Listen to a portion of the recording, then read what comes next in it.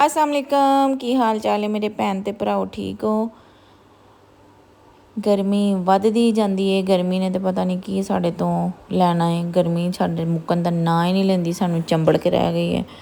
दुआ करो अल्लाह ताला इसदी शिद्दत ही घट कर दे। आए हाय दोपहर होंदी है तो दिल घबरान लग पैंदा। अल्लाह ताला या इन्ने को पैसे दे के बंदा दिन रात एसी चला के इंजॉय कर सके। चलो जी, अज मैं तुहानू गर्मियां दी रेसिपी दसन लगी हाँ। मेरे ख्याल गर्मियां दी रानी तुहानू सुनान लगी हाँ कि किंज बनाई दी है। यह सब्जियां दी रानी है गर्मियां दे विच।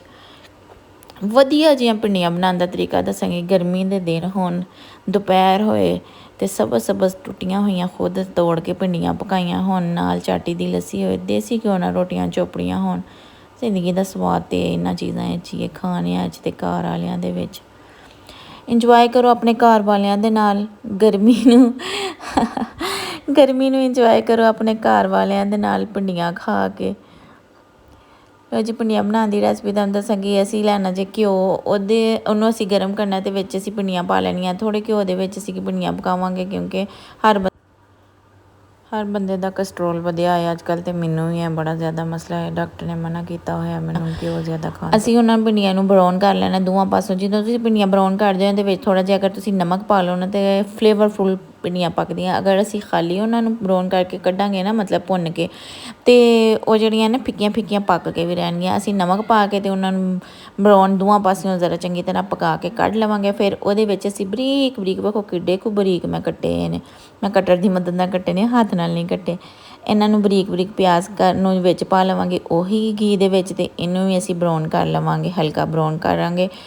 ते दूसरे पासे असीं 3 टमाटर ले ने ते 4-5 सब्ज़ मिर्चां साबत पावांगे। साबत मिर्चां जदों भिंडियां खांदे रोटी दे नाल बुरकी दे विच कदी कदी आए तो बड़ा मज़ा आउंदा जे। फिर नमक मिर्च ते हल्दी। भिंडियां जदों भी पकाओ तो गर्म मसाला कोई नहीं पैंदा क्योंकि आप ही बड़ियां इन्हां दे टेस्ट अपना ही बहुत मज़ेदार होंदा है।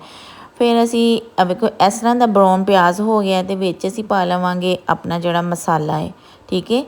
प्याज वाला टमाटर वाला जिहड़ा असीं तैयार किया सी नमक मिर्च पा के, वो पा लवांगे। पानी असीं एक छट्टा भी नहीं लाना क्योंकि टमाटर जदों गलदे जाणगे तो वो मसाले की शक्ल इख्तियार करते जाणगे। नाल ही असीं जिहड़ियां भिंडियां ब्राउन कीतियां सन वो विच पा लवांगे ते असीं इहनूं मीडियम तो भी घट अग रखनी है, मीडियम स्लो अग।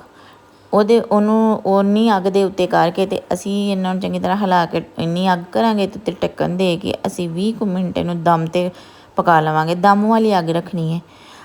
लो जी 20 मिनट साडे गुजर गए ने तकरीबन, ते भिंडियां वेखो एडियां को खूबसूरत खुशबुआं उठ रहियां हैं। इस तरीके नाल भिंडियां बनाओ।